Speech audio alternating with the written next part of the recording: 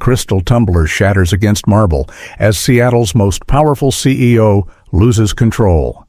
His young nanny stands defiant, resignation letter trembling in her hand. His daughter finally stopped having nightmares, and now she's leaving.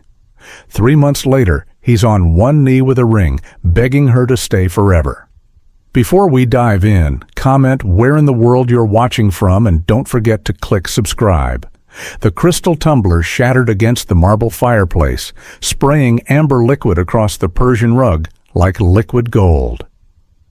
Erica Monroe stood frozen in the doorway of the study, her resignation letter still clutched in her trembling hand, watching as Dio Castellano, the man who'd hired her 3 months ago with clinical detachment, finally cracked.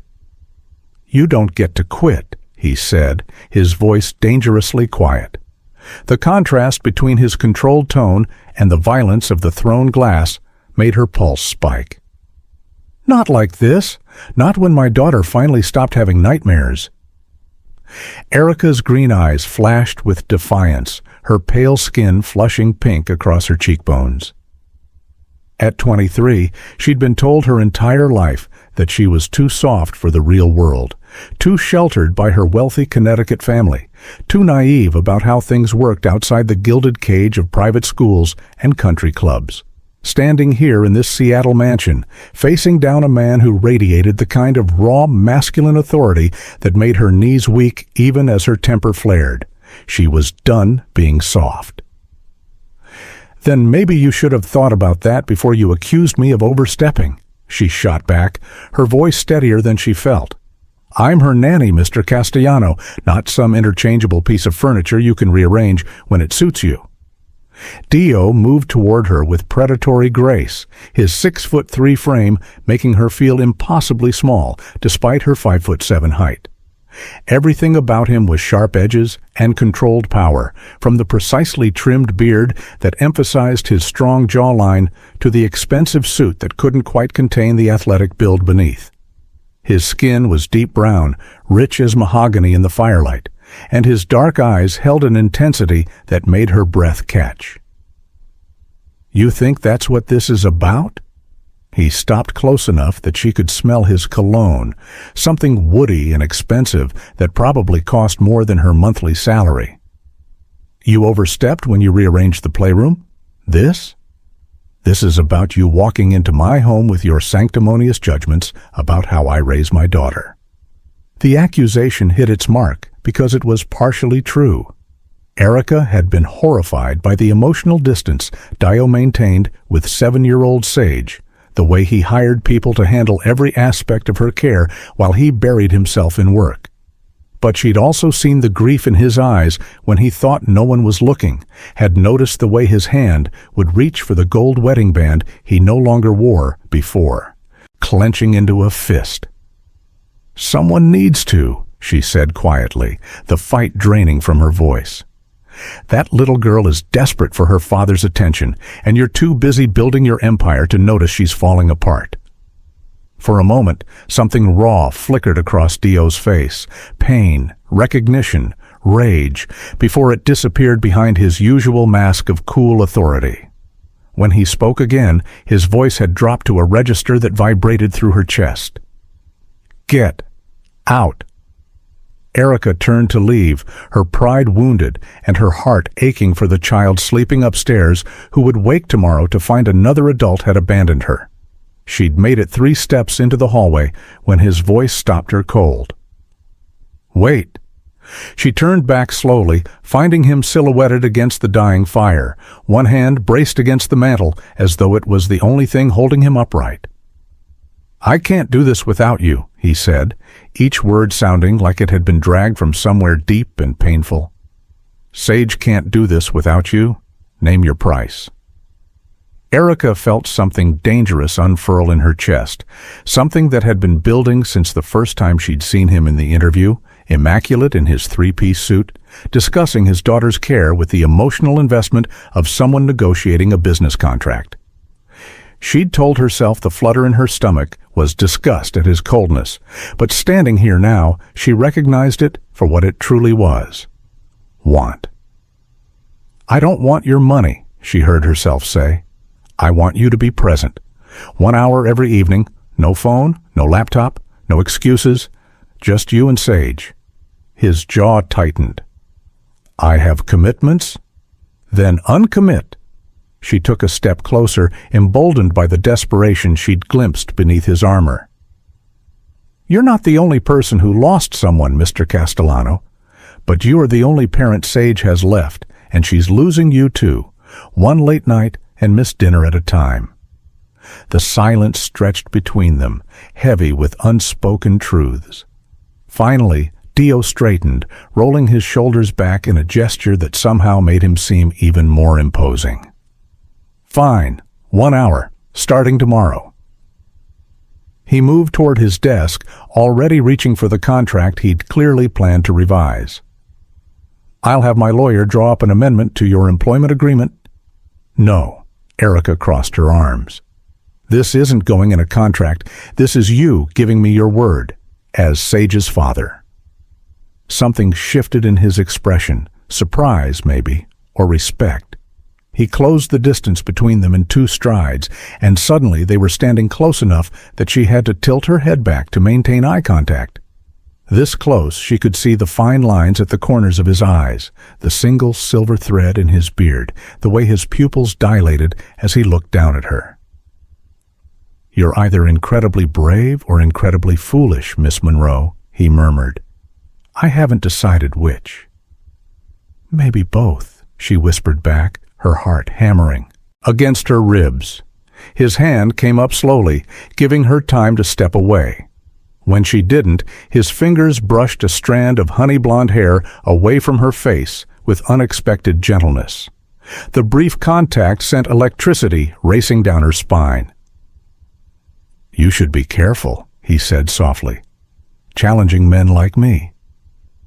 Erica's chin lifted defiantly, even as heat pooled low in her belly. "Maybe men like you should be careful underestimating women like me."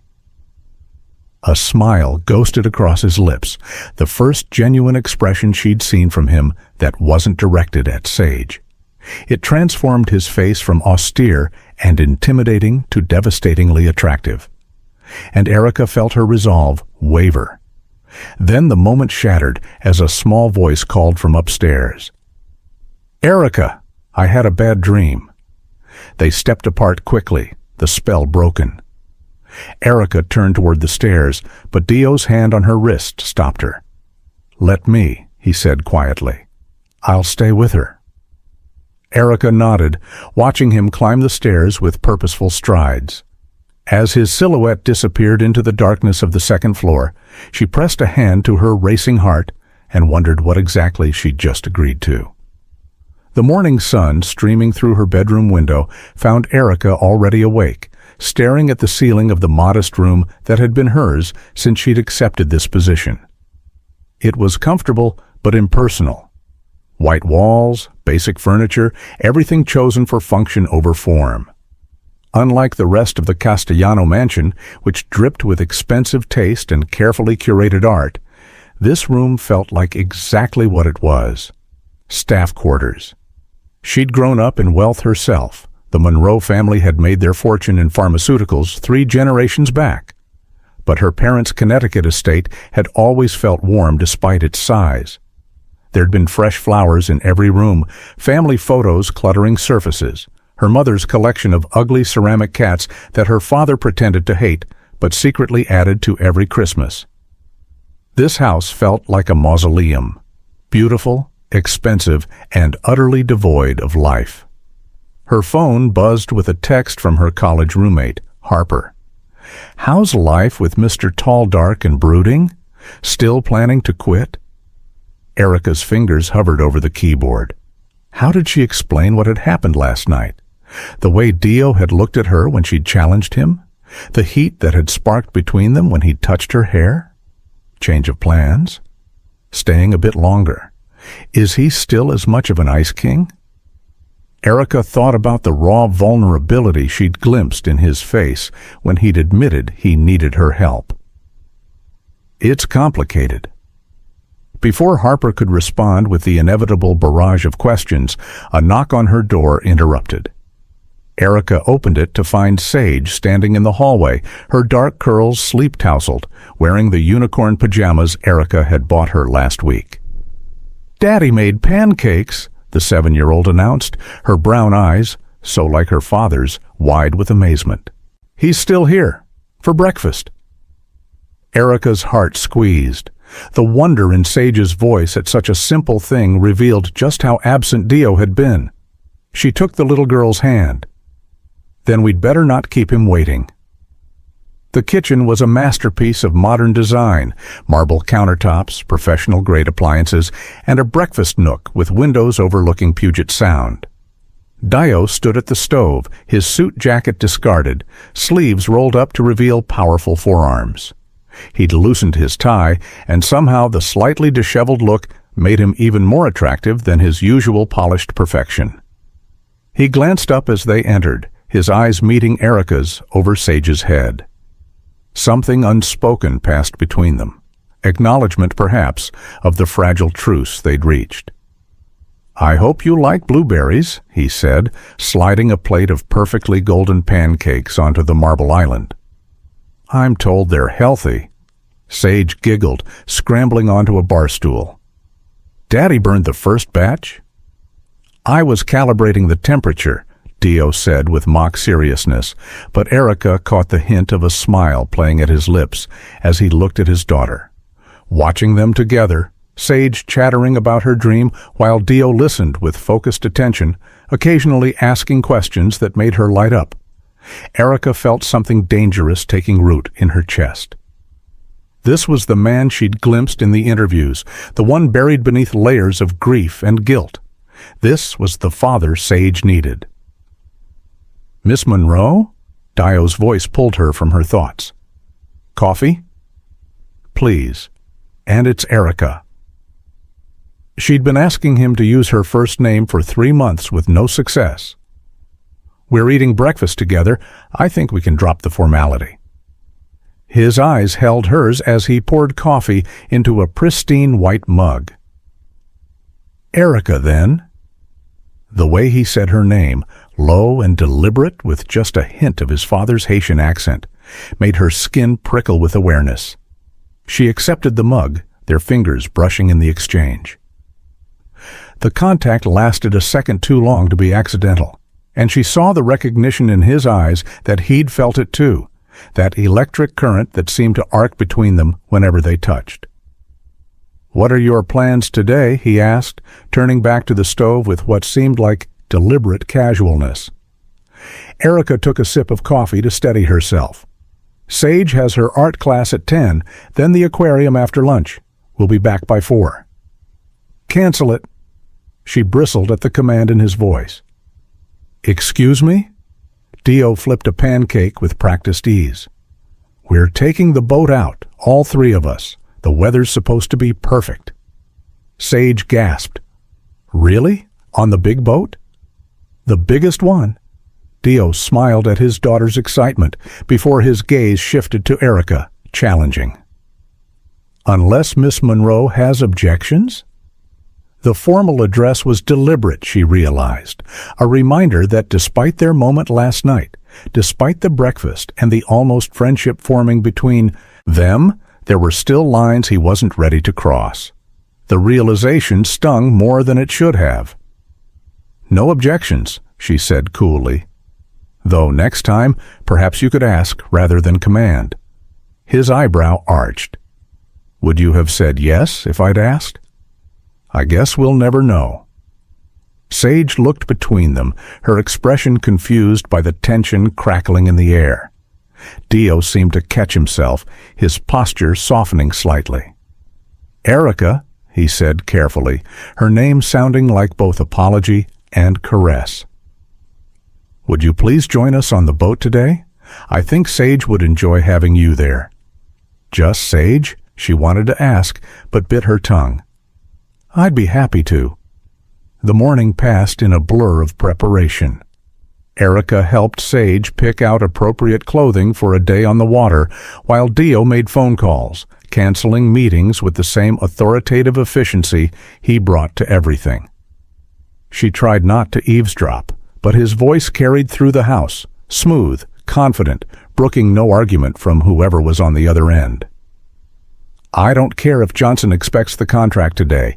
Tell him it'll be on his desk Monday." A pause. "Because I'm spending the day with my daughter, Marcus. That's going to have to be reason enough." When they finally made it to the private marina where Dio kept his yacht, Erica's breath caught. She'd grown up around wealth, but the sleek vessel before her represented a different level entirely.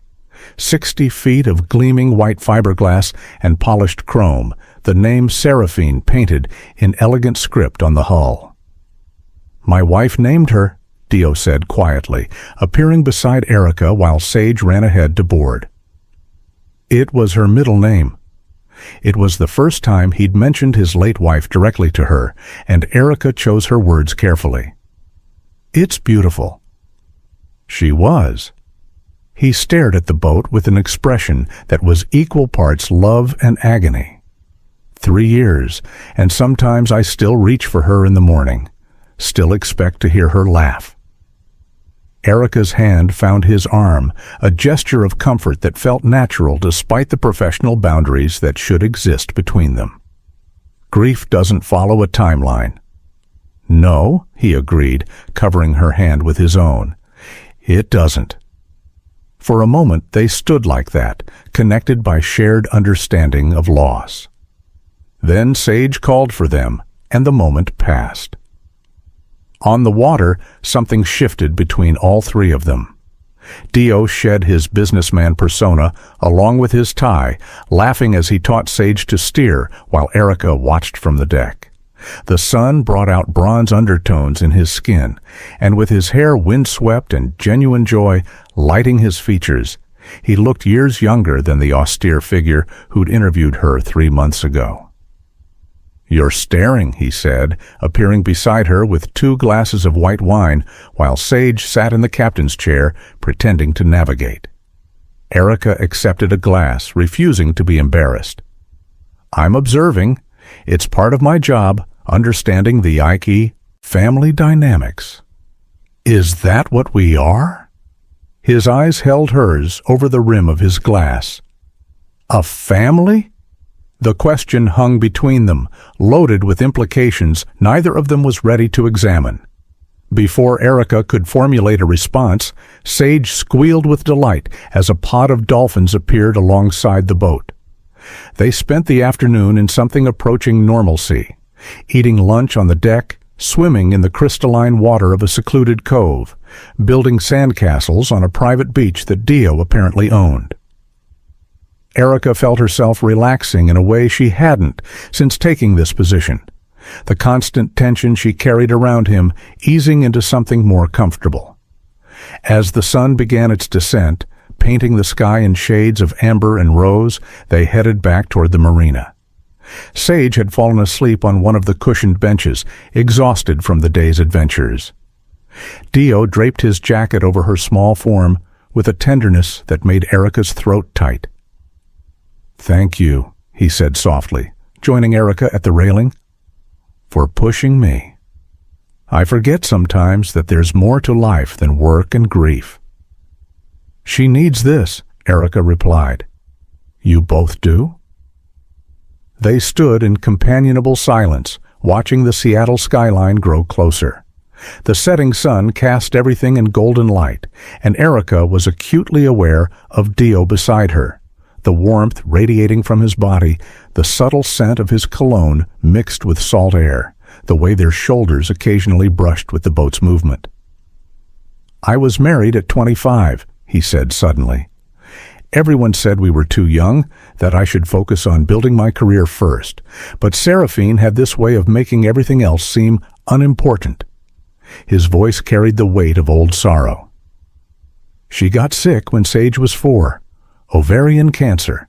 By the time they caught it, there was nothing anyone could do." Erica stayed quiet, sensing he needed to say this. "She made me promise not to let grief turn me into a ghost," he continued. "To be present for Sage, to live instead of just existing, A bitter laugh escaped him. "I've done a spectacular job of breaking that promise." "You're here now," Erica said gently. "That's what matters." Dio turned to face her fully, and the intensity in his gaze made her breath catch. "Because you challenged me? Because you pushed back when everyone else just nods and agrees with whatever I say?" His hand came up to cup her cheek, thumb brushing across her cheekbone with devastating gentleness. "Do you have any idea how dangerous that makes you?" Erica's pulse thundered in her ears. "Dangerous how?" "Because you make me want things I have no right wanting." His voice had dropped to barely above a whisper. "You're young enough to be." "I'm 23, not a child," she interrupted, her own hand coming up to cover his where it rested against her face. "And you're 36, not ancient. The only thing making this complicated is you." "I'm your employer." "Then fire me." The challenge hung between them. Dio's eyes darkened, and she watched something predatory slide into his expression, a hunger he'd been keeping carefully leashed. "You don't know what you're asking for," he warned. Erica's chin lifted defiantly. "Maybe you don't know what you're running from." For one breathless moment, she thought he might kiss her. His gaze dropped to her mouth, his thumb tracing her lower lip with aching slowness. Heat pooled in her belly, her entire body awakening to his proximity in a way that was entirely new and slightly terrifying. Then Sage stirred, mumbling in her sleep, and reality crashed back. Dio stepped away so quickly he nearly stumbled, running a hand over his face. "This can't happen," he said, but his voice lacked conviction. "Okay," Erica agreed, even though they both knew it was a lie. The drive home was quiet, Sage dozing in her car seat while tension hummed between the two adults in the front. Every time Dio's hand moved to shift gears, Erica found herself hyper-aware of the movement, the strength in his fingers, the way his forearm flexed beneath rolled sleeves. She wondered what those hands would feel like on her skin and immediately felt her face flame at the thought. When they arrived home, Dio carried Sage upstairs while Erica busied herself in the kitchen, needing distance to collect her scattered thoughts. She was preparing tea when he returned, his footsteps barely audible on the marble floor. "She's out cold," he said, leaning against the doorframe. "Today wore her out." "In the best way." Erica kept her eyes on the kettle, afraid of what her face might reveal. "She hasn't been this happy since I started." "Neither have I." The quiet admission made her look up. Dio had moved closer, close enough that she could see the conflict warring in his expression. "Erica, don't." She held up a hand. "Don't apologize for what almost happened. Don't tell me it was a mistake or that you're my employer or that I'm too young. Just don't." His jaw clenched. "What do you want me to say?" "I want you to be honest." She set down her teacup with deliberate care. "Tell me you don't feel this thing between us, and I'll never mention it again. We'll go back to being professional, and everything will be fine. And if I can't tell you that, then we figure out what comes next." Dio closed the remaining distance between them in 2 strides. His hands came up to frame her face, forcing her to meet his eyes. "I'm going to hell for this," he muttered, then his mouth came down on hers. The kiss was nothing like Erica had imagined in her secret late-night thoughts. It wasn't gentle or tentative, it was consuming, desperate, 3 months of tension igniting like dry kindling. His lips moved against hers with bruising intensity, one hand sliding into her hair while the other pressed against the small of her back, pulling her flush against him. Erica gasped at the contact, her hands fisting in his shirt as her body molded to his. She could feel the hard planes of his chest, the controlled strength in his arms, the evidence of his desire pressed against her hip. It should have frightened her. She'd only been with one other person, a forgettable college boyfriend. But instead, it thrilled her. Dio's tongue traced the seam of her lips, and she opened for him instinctively. The taste of him, wine and want, made her head spin. His hand tightened in her hair, angling her head to deepen the kiss, and she whimpered against his mouth. The sound seemed to break something in him. He lifted her effortlessly onto the kitchen counter, stepping between her thighs as his mouth moved to her jaw, her neck, finding the sensitive spot beneath her ear that made her arch into him. "Tell me to stop," he murmured against her skin. "Tell me this is insane, and I'll walk away." "Don't stop," she breathed, her hands sliding under his shirt to explore the warm skin beneath. His abdomen was ridged with muscle, and she felt him shudder as her fingers traced the defined lines. Dio groaned, his mouth returning to hers with renewed hunger. One large hand slid up her thigh, pushing her dress higher, his thumb drawing maddening circles on her inner leg. She trembled under his touch, overwhelmed by sensations she'd never experienced. The scrape of his beard against her sensitive skin, the heat of his palm through thin fabric, the way her entire body seemed to be awakening to possibilities she'd only read about. His hand moved higher, and she gasped against his mouth.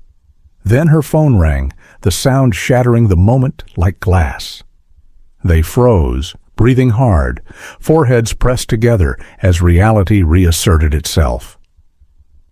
Dio stepped back slowly, and Erica immediately felt the loss of his heat. Her phone continued its insistent buzzing on the counter where she'd left it. "You should answer that," he said roughly. Erica nodded, sliding off the counter on unsteady legs. The caller ID showed Harper's name, but she sent it to voicemail. When she looked up, Dio had moved to the far side of the kitchen, one hand braced against the counter, his shoulders rigid with tension. "That shouldn't have happened," he said to the marble beneath his hands. "But it did." "You work for me, Erica. This crosses every professional boundary there is." She wanted to argue, to point out that what they just shared had nothing to do with employer and employee and everything to do with two people desperate for connection. But the set of his shoulders told her he'd already retreated behind his walls. "I should go to bed," she said quietly. "It's been a long day." Dio nodded without turning around. "Good night, Miss Monroe." The return to formality felt like a slap, but Erica refused to let him see how much it hurt. She walked to the kitchen door with as much dignity as she could muster, then paused. "For what it's worth," she said softly, "I don't regret it." She didn't wait for his response, climbing the stairs to her room with her heart hammering and her lips still tingling from his kiss. Only when she'd closed and locked her door did she let herself acknowledge the magnitude of what had just happened. She'd kissed her employer. More than kissed. She'd let him touch her in ways no one else ever had felt desire so intense it had made her dizzy. And despite knowing how complicated this made everything, despite the voice of reason screaming that this could only end in disaster, all she wanted was more. Her phone buzzed with a text from Harper. "Everything okay? You never ignore my calls." Erica stared at the message, then typed slowly. "I think I just made either the best or worst decision of my life. Do tell." But Erica set the phone aside without responding. How could she explain what she didn't understand herself? That she was falling for a man who was wrong for her in every measurable way, too old, too damaged, too much her employer. That his kiss had awakened something in her she hadn't known was sleeping. That for the first time in her carefully planned life, she had absolutely no idea what came next. Downstairs, Dio remained in the kitchen long after her footsteps faded. The taste of her still lingered on his lips, the scent of her perfume, something floral and innocent, clinging to his shirt. He'd kissed other women since Seraphine died, meaningless encounters that had done nothing to fill the emptiness inside him. But kissing Erica had felt like breaking the surface after drowning, like remembering he was still capable of feeling something other than grief and guilt. It was also the most irresponsible thing he'd done in years. She was his employee, barely more than a child despite her protests otherwise. She deserved someone uncomplicated, someone who could give her a normal relationship without the shadows of dead wives and traumatized daughters. He should let her go, write a glowing recommendation, give her 6 months severance, and hire someone older, someone less dangerous to his carefully maintained control. But the thought of her leaving, of not seeing her emerge from the kitchen each morning with sleep-soft eyes and honey hair falling around her shoulders, of Sage's devastation when another person she'd learned to love disappeared.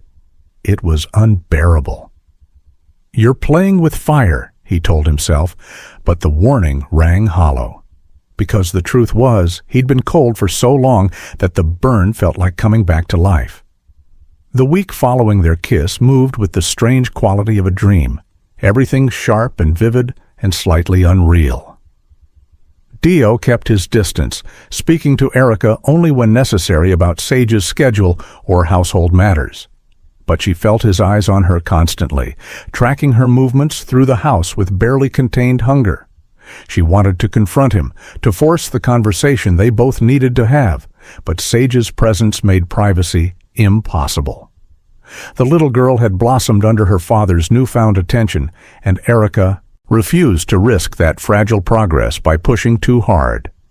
So she waited, letting tension build between them like a gathering storm.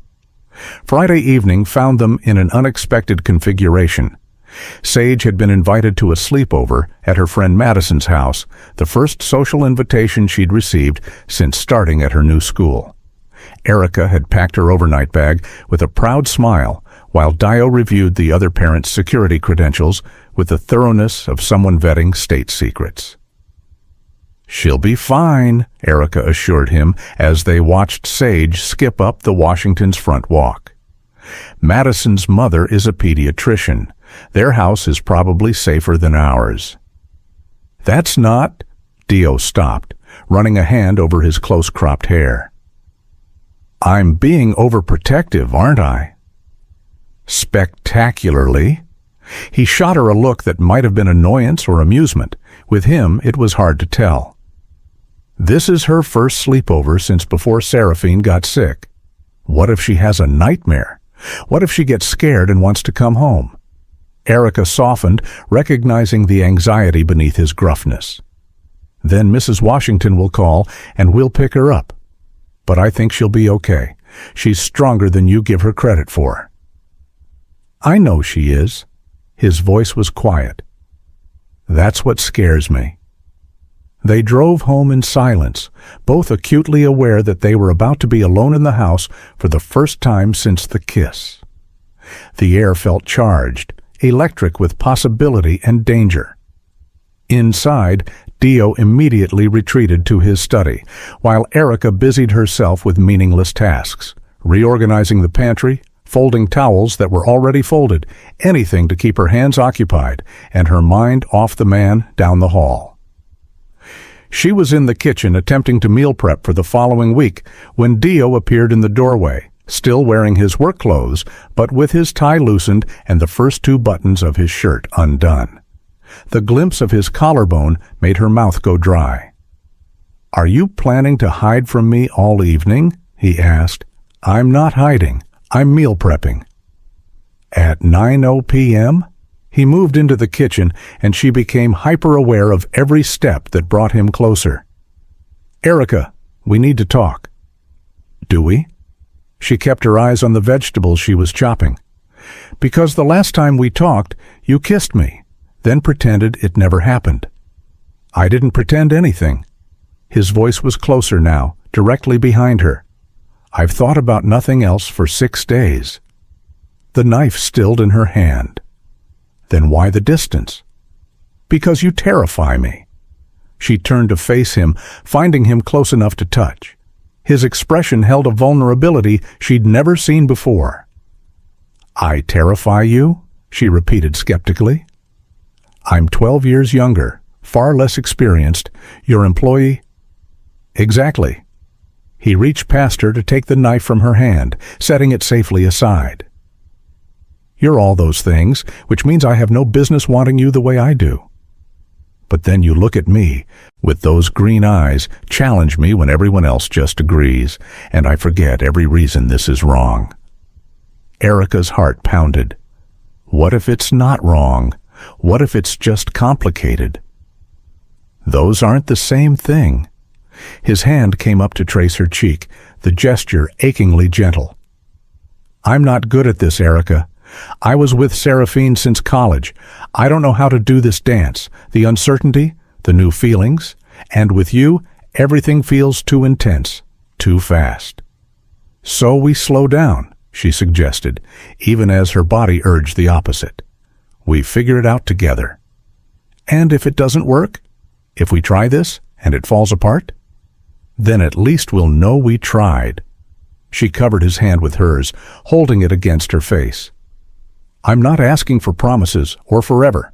I'm just asking for honesty about what this is. Dio's other hand slid around her waist, pulling her closer. What this is, he said quietly, is me completely undone by a woman who walked into my life 3 months ago and turned everything upside down. Is that a bad thing? I don't know yet. His thumb brushed her lower lip, the touch sending heat spiraling through her.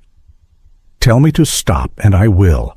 Tell me this is moving too fast, that you need time. Erica rose on her toes and kissed him. Unlike their first kiss, desperate and hungry, this one was slow, exploratory. Dio's arms came around her, one hand sliding into her hair while the other pressed against her lower back, and she melted into him. His mouth moved over hers with deliberate patience, as though he was memorizing every response, learning what made her sigh, what made her press closer. When they finally broke apart, both breathing hard, he rested his forehead against hers. I want you, he said roughly. But not like this, not rushed in the kitchen. If we're doing this, I want to do it right. What does right look like? A slow smile curved his lips, devastating and full of dark promise. Let me show you. He took her hand, leading her through the house. Erica's pulse hammered as they climbed the stairs, passing Sage's room, passing her own smaller bedroom, continuing down the hall to the master suite she'd never entered. The door opened onto a space that was unmistakably his, masculine and sophisticated, with dark woods and deep blues, floor-to-ceiling windows overlooking the Sound. A massive bed dominated the room, and Erica felt a flutter of nerves mixed with anticipation as she took it in.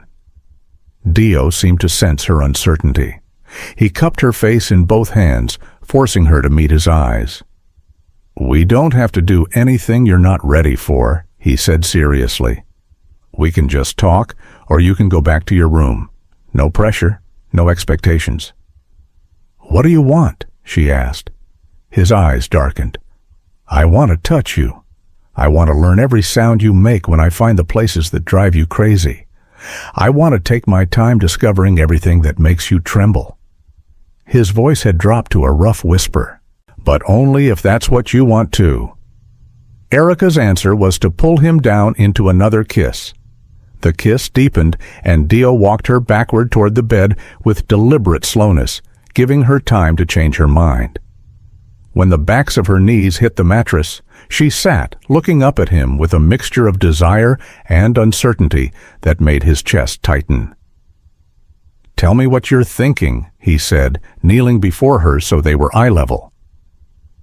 That I've never felt like this before, she admitted.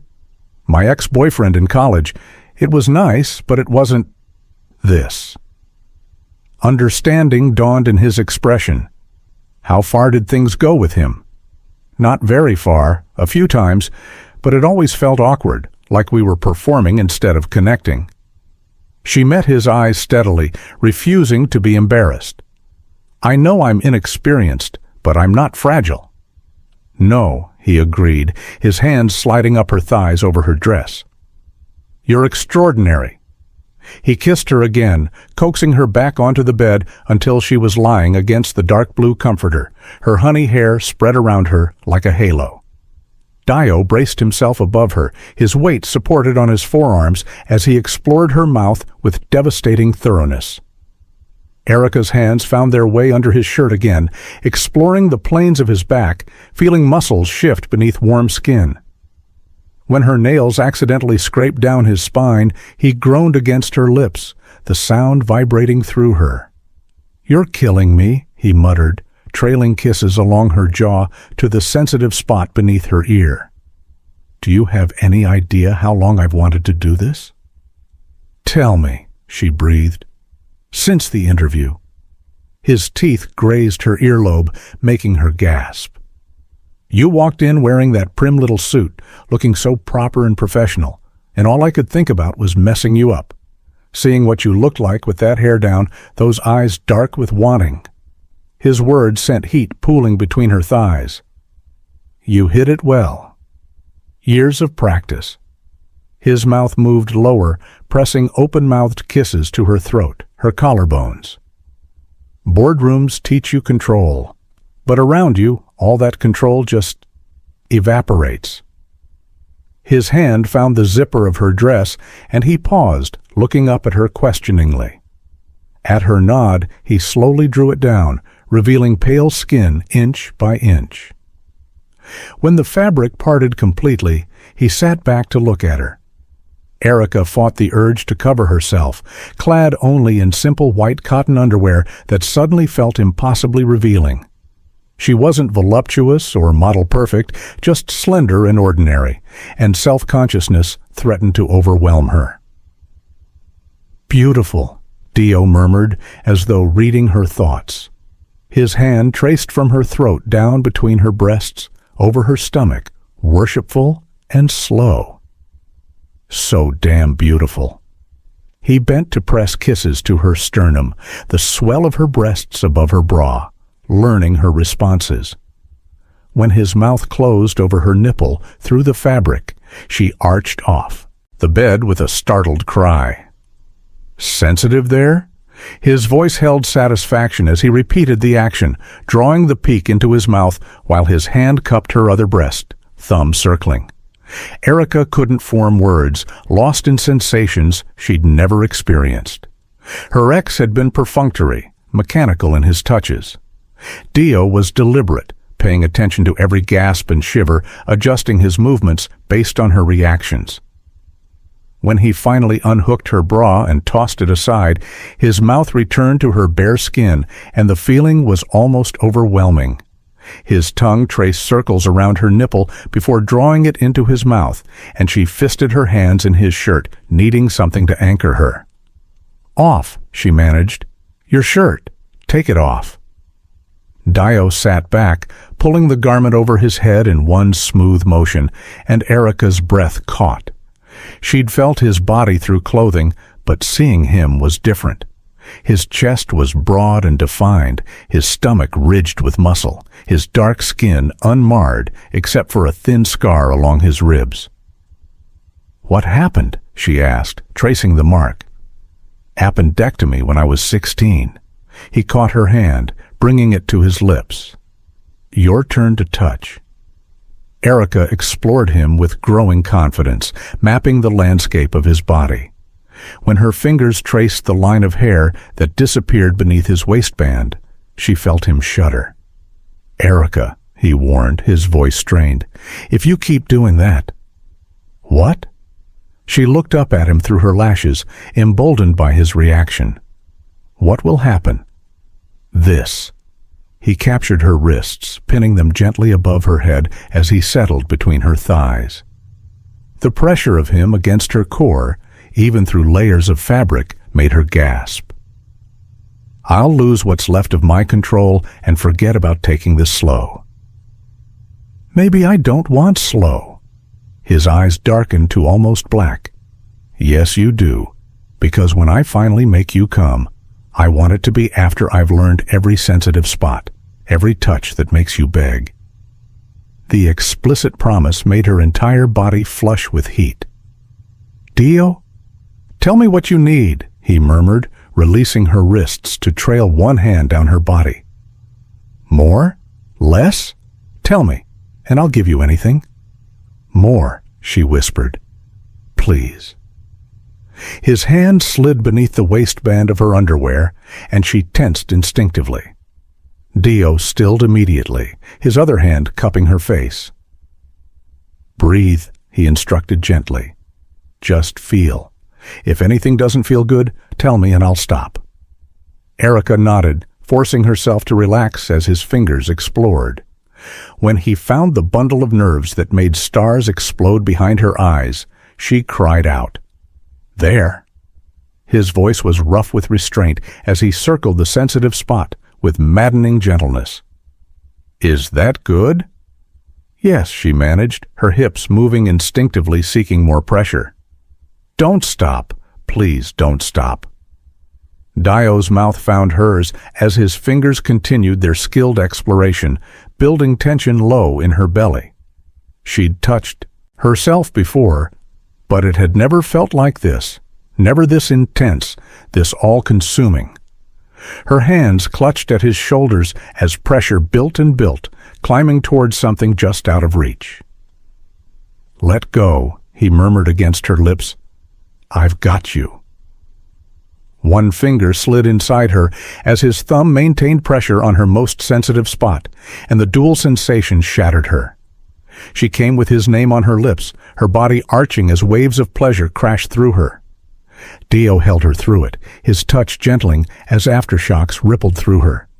When she finally opened her eyes, she found him watching her with an expression of such hunger and tenderness combined that it made her heart stutter. That was, she struggled for words. I know. He pressed a soft kiss to her forehead, then her nose, her lips. You're perfect? What about you? She reached for his belt, but he caught her hand. This was about you, he said firmly, about learning what you like. But don't you want more than you can imagine? His smile was rueful. But we have time, and right now, I just want to hold you. He settled beside her, pulling her into his arms so her head rested on his chest. She could hear his heart racing, feel the evidence of his arousal pressed against her hip, but he made no move to pursue his own satisfaction. Dio, she said after a moment. Thank you for being patient with me. His arms tightened around her. Thank you for trusting me. They lay like that for a long time, her fingers tracing idle patterns on his chest while he played with her hair. The intimacy of it, the quiet contentment, felt almost more significant than what had just happened. I should probably go to my room, Erica finally said, though she made no move to leave. Before I fall asleep here. Stay. The word held a note of vulnerability. I sleep better when you're near. You can't possibly know that. This is the first time. I know because every night this week I've stood outside your door like a creep, just listening to you breathe. He sounded almost embarrassed. It's the only time my mind quiets enough to sleep. Erica's heart squeezed. Then I'll stay. He pulled a blanket over them both, and she curled into his warmth. Just before sleep claimed her, she heard him whisper something in what sounded like Haitian Creole, soft and reverent. She wanted to ask what it meant, but exhaustion pulled her under before she could form the words. Dawn light filtering through the curtains woke Erica. For a disoriented moment, she forgot where she was. Then awareness returned in a rush. Dio's bedroom, his arms around her, the events of last night. She turned carefully, not wanting to wake him, and found him already awake, watching her with an unreadable expression. Morning, she said softly. Morning. His voice was rough with sleep. Any regrets? None? You? Only that I have to pick up Sage in 3 hours and can't keep you in this bed. All day. Heat flooded her cheeks at the implication. Scandalous. He pressed a kiss to her forehead. but necessary. We need to talk about what this means, but preferably after coffee and breakfast." They moved through his morning routine with surprising ease, Dio disappearing into his ensuite bathroom while Erica borrowed one of his t-shirts and returned to her room to shower and change. When she emerged 30 minutes later, dressed in jeans and a simple sweater, she found him in the kitchen making omelets.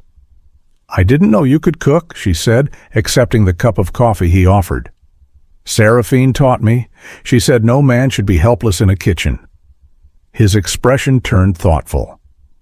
"I should have kept it up after she died, but takeout was easier than remembering." Erica settled onto a bar stool, watching him move around the kitchen with practiced efficiency. "Can I ask you something?" "Anything." "Do you feel guilty? About last night? About moving on?" Dio's hand stilled on the spatula. After a moment, he plated the omelet and came to sit beside her. "I thought I would," he admitted. "For 3 years, I couldn't imagine being with anyone else. But with you—" He paused, choosing his words carefully. "Seraphine made me promise that if something happened to her, I wouldn't spend the rest of my life alone, that I would find joy again, for Sage's sake, if not my own. I told her she was being morbid, that she'd be fine." His voice roughened. "She wasn't fine." Erica covered his hand with hers, offering silent support. "Last night, touching you, being with you, it didn't feel like betraying her memory. It felt like finally keeping that promise." He met her eyes. "But this isn't simple, Erica. I come with baggage, a daughter who's still healing, a dead wife's family who watches my every move, a business that demands constant attention. Are you sure you want this?" "I'm sure I want to try," she said honestly. "But I need you to be honest about what you want. Is this just physical? A rebound? Or could it be something more?"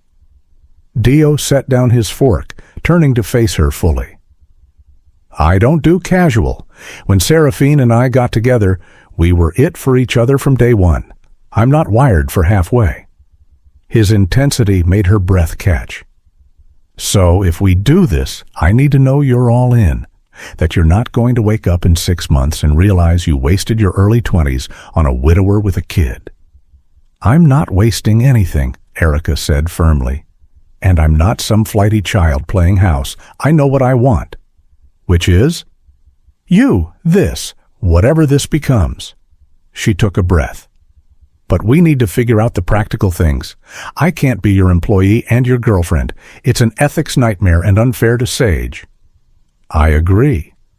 He'd clearly been thinking about this already. "What if we restructure your role, make you Sage's private tutor instead of nanny? You're qualified, art history degree, experience with children.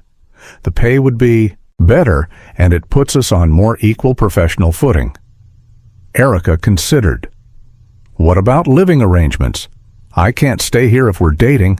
It would confuse Sage, and honestly, it would confuse me too. There needs to be separation between work and personal." Pain flashed across his face. "You want to move out?" "Not want, need, at least until we figure out where this is going?" She squeezed his hand. "I can find an apartment nearby, somewhere close enough to commute for Sage's lessons.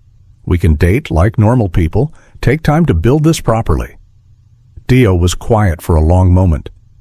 "What if I don't want to wait? What if I already know this is something real?" "Then prove it." Her voice gentled. "Court me, Dio. Take me on dates. Introduce me to your friends as your girlfriend instead of the nanny. Let's build something that can survive scrutiny and pressure." He cupped her face, his thumb brushing her cheekbone. "You're far wiser than I give you credit for." "I'm young, not stupid." "No," he agreed, kissing her softly. "Definitely not stupid." The sound of his phone ringing interrupted them. Dio glanced at the screen and sighed. Sage. She probably wants us to pick her up early. But when he answered, Erica could hear the tears even from across the kitchen. Her heart clenched as she watched Dio's expression shift from concern to alarm. "We're coming right now, baby. Hold on." He hung up, already moving. She's hysterical. Something happened with the other girls. They made it to the Washingtons' house in record time. Mrs. Washington met them at the door, looking apologetic and concerned. "I'm so sorry. The girls were playing dress-up, and someone made a comment about Sage's mom. It escalated before I could intervene." Sage launched herself at Dio the moment she saw him, sobbing into his chest. Over her head, he met Erica's eyes, and she saw her own pain reflected there, the helplessness of watching a child hurt and being unable to fix it. In the car, Sage remained pressed against her father, her tears gradually subsiding into hiccups. When they got home, Dio carried her straight to the couch, settling with her in his lap while Erica made hot chocolate. "Do you want to talk about what happened?" Dio asked gently. Sage shook her head, then reconsidered. "Madison's friend Emma said only kids without moms have nightmares, that my mom probably got sick of me, and that's why she died." Erica's hand tightened on the mug, anger flooding through her. Dio's expression went carefully blank. The look she'd learned meant he was fighting intense emotion. "That's not true," he said, his voice remarkably steady. "Your mom got sick because sometimes bodies stop working right. It had nothing to do with you. She loved you more than anything in the world." "Then why did she leave?" The question came out small and broken. "She didn't want to, baby. She fought so hard to stay with us." Dio's voice cracked. "Sometimes love isn't enough to keep people here. No matter how much we wish it was." Sage was quiet for a moment. "Do you still love Mommy?" "Every day." "But you love Erica too, right?" The question hung in the air. Erica froze halfway across the room, the mug of hot chocolate forgotten in her hands. Dio's eyes found hers, something raw and vulnerable in his expression. "Yes," he said finally. "I do." It was the first time either of them had used that word. Erica's heart stuttered, expanding so fast it hurt. "Is that okay?" he asked Sage. "That I love both of them?" Sage considered this with the seriousness only children can muster. "I think Mommy would want you to be happy, and Erica makes you smile now." "She does," Dio agreed, still looking at Erica. "She makes everything better." Erica finally found her voice. "I'm not trying to replace your mom, Sage. No one could ever do that." "I know." Sage reached for her, and Erica set down the mug to pull the little girl into a hug. "But maybe you could be like my extra mom, the one who's here now?" Tears pricked Erica's eyes. "I'd be honored to be your extra mom." The three of them stayed on the couch for the rest of the morning, watching Disney movies and eating popcorn for lunch. It wasn't perfect. Sage still had moments where grief welled up, and Dio's jaw clenched with suppressed emotion. But it was real. That evening, after Sage had fallen asleep between them during the third movie, Dio carefully carried her to bed. When he returned, he found Erica cleaning up their impromptu living room picnic. "Leave it," he said, catching her hand. "Come with me." He led her back to his bedroom, but this time there was no heat in his touch, just tenderness. They lay down together fully clothed, and he pulled her against his chest. "I meant it," he said into the darkness. "What I told Sage, I love you." Erica's breath caught. "That's fast." "I'm 36. I know what love feels like." His hand found hers, lacing their fingers together. "I know we agreed to take this slow, to date properly, but I need you to know what this is for me. You're not a rebound or a distraction. You're it." "Dio!" "You don't have to say it back," he interrupted. "I just needed you to know." But Erica turned in his arms, finding his mouth in the darkness.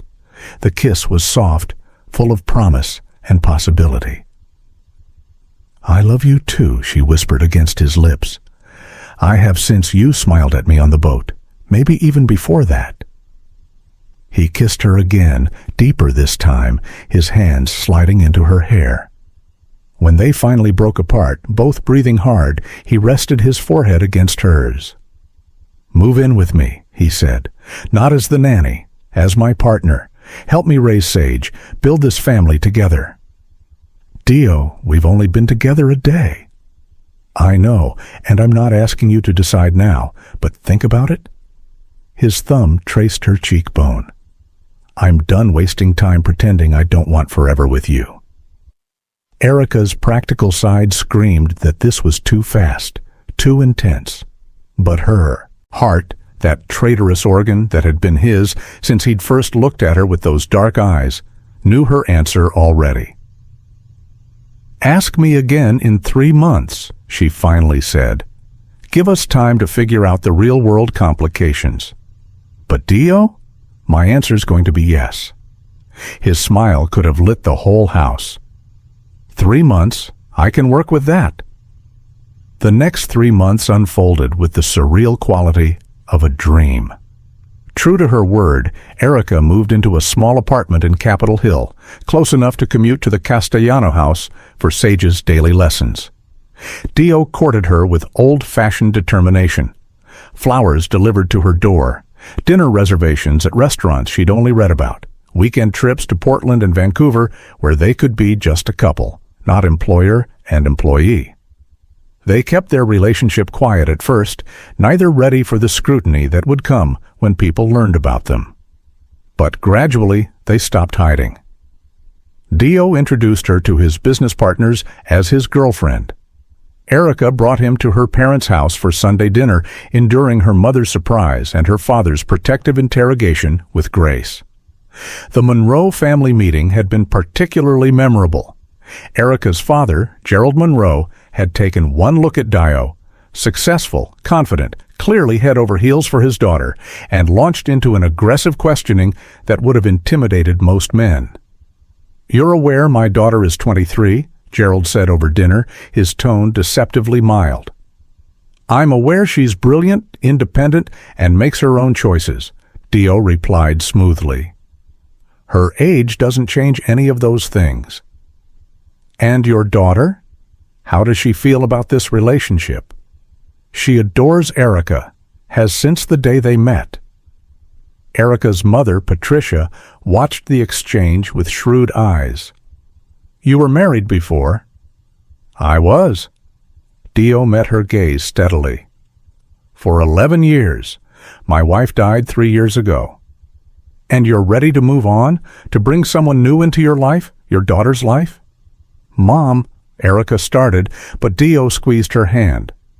"I'll never stop loving Seraphine," he said quietly. "She was my first love, the mother of my child. But she's gone, and staying frozen in grief doesn't honor her memory. It dishonors it. She made me promise to live, to find joy again. Erica is that joy." The sincerity in his voice seemed to satisfy Patricia. She reached across the table to pat his hand. "Then welcome to our family, Dio, though I should warn you, the Monroes are involved. You're not just dating our daughter, you're adopting all of us."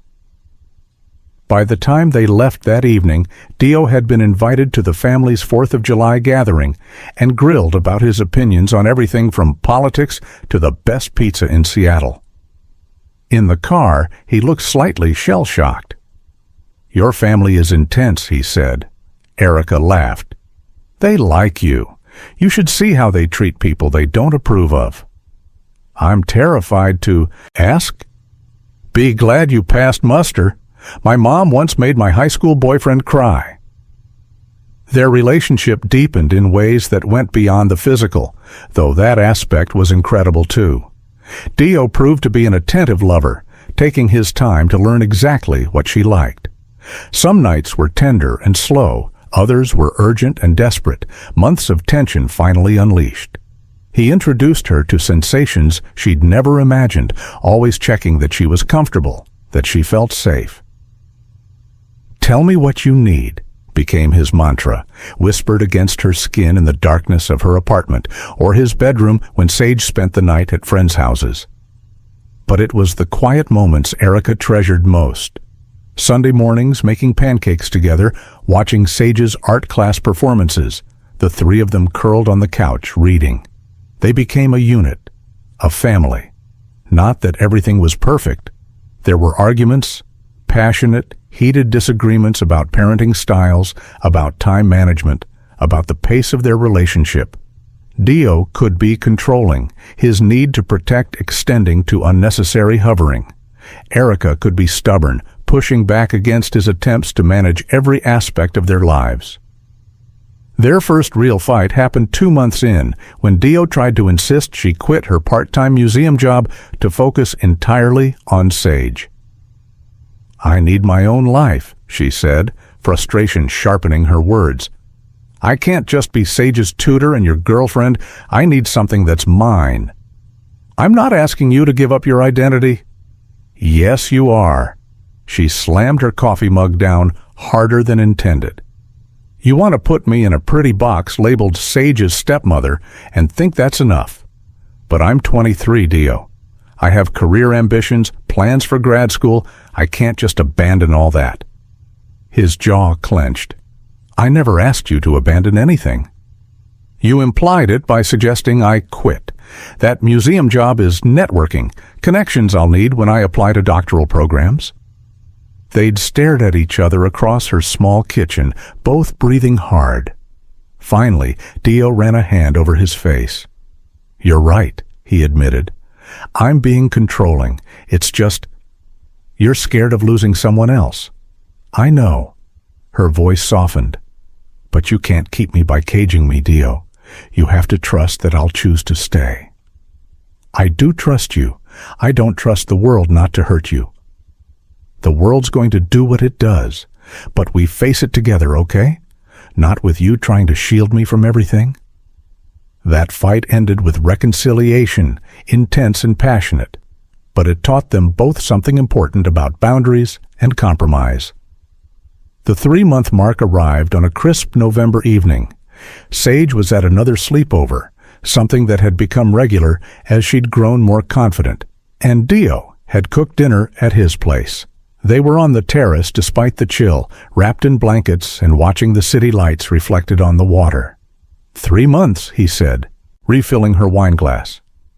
"Has it been that long?" Erica smiled. "Feels longer somehow." "In a good way?" "The best way." She leaned into his warmth. "Like we've been doing this forever." Dio set down his glass, turning to face her. "Remember what I asked you 3 months ago?" Her heart began to race. "I remember. You said to ask again when the time came." He reached into his pocket, pulling out a small velvet box that made her breath catch. "Erica Monroe, I know this is fast by most standards, but I'm not most people, and this isn't most relationships." He opened the box to reveal a stunning ring, emerald-cut diamond set in platinum, with smaller stones clustered around it like stars.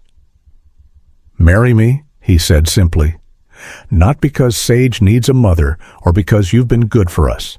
Marry me because I love you. Your strength, your compassion, the way you challenge me when I'm being an ass. Marry me because life is short and unpredictable, and I want to spend every moment I have left making you happy." Tears spilled down Erica's cheeks. "That's not fair. You said I had 3 months to think."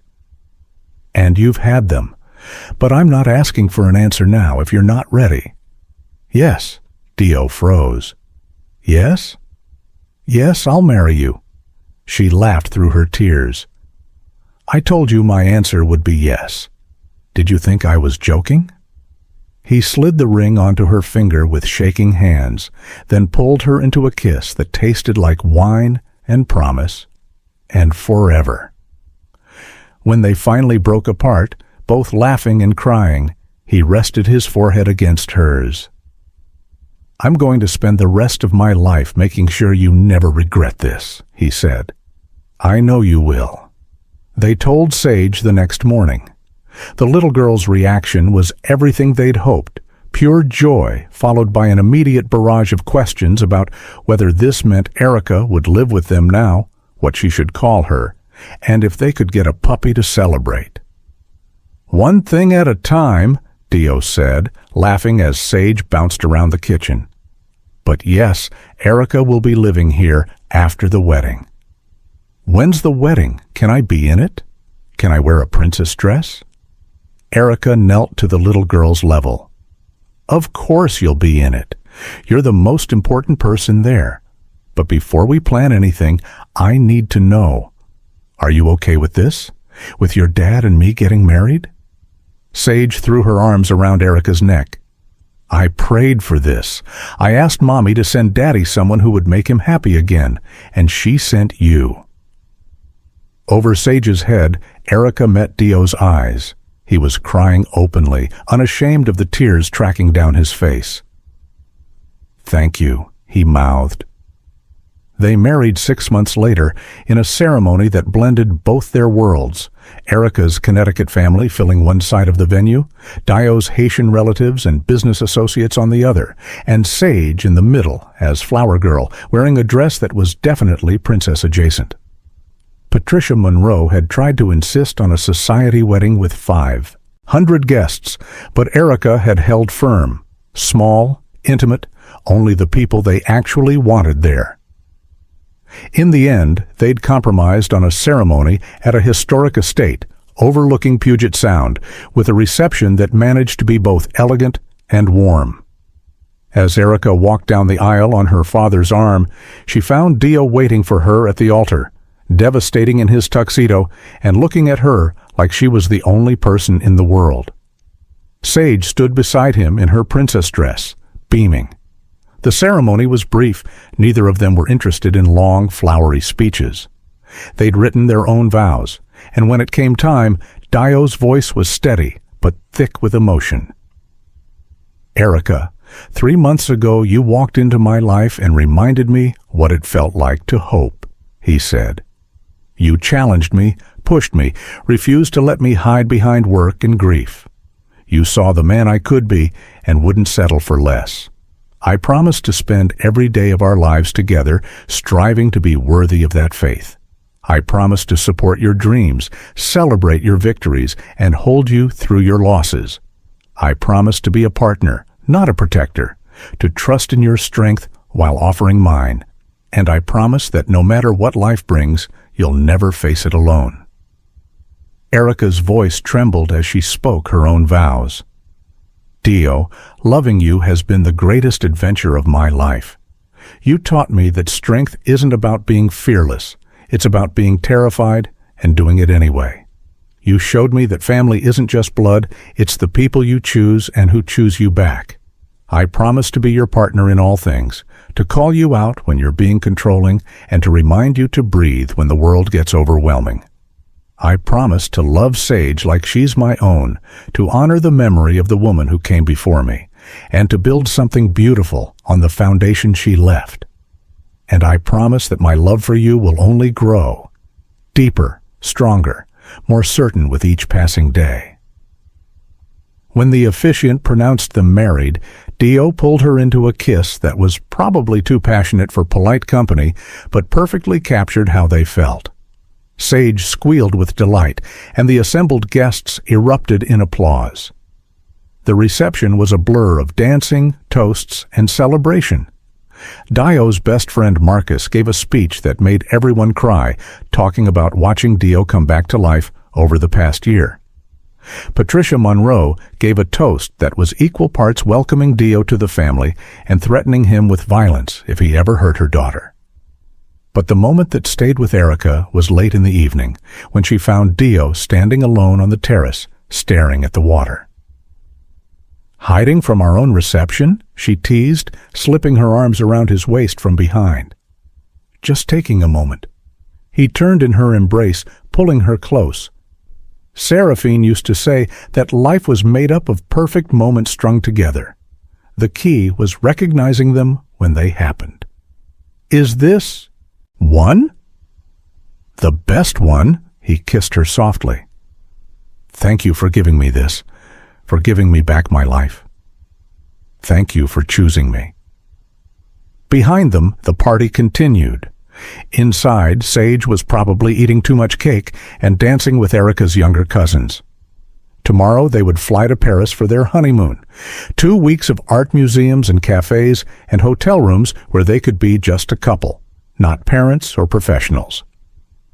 But in this moment, wrapped in each other's arms with the sound of celebration in the background, they were exactly where they were supposed to be. "Ready to go back in?" Erica asked eventually. "Not yet." Dio tightened his arms around her. "Let me hold you a little longer. Let me remember every detail of this. How you look in this dress, how you feel in my arms, the way the city lights reflect in your eyes. We have the rest of our lives for moments like this." "I know, but that doesn't make this one any less precious." They stood like that for long minutes, swaying gently to the music drifting through the open doors. When they finally went back inside, it was hand in hand, partners in every sense of the word, ready to face whatever came next. 3 years after a young woman walked into a Seattle mansion carrying a resume and determination, she walked out as part of a family. Not the family she'd expected to build, not the story she'd planned to write, but something better, something real, something worth fighting for. And as Dio pulled her onto the dance floor for one more dance, Sage running over to join them and making it a group hug instead, Erica realized that sometimes the best things in life are the ones you never see coming. The chances you take when every logical part of your brain screams no. The love that defies circumstances and expectations and age and propriety. Because at the end of the day, love isn't about what makes sense. It's about what makes you whole.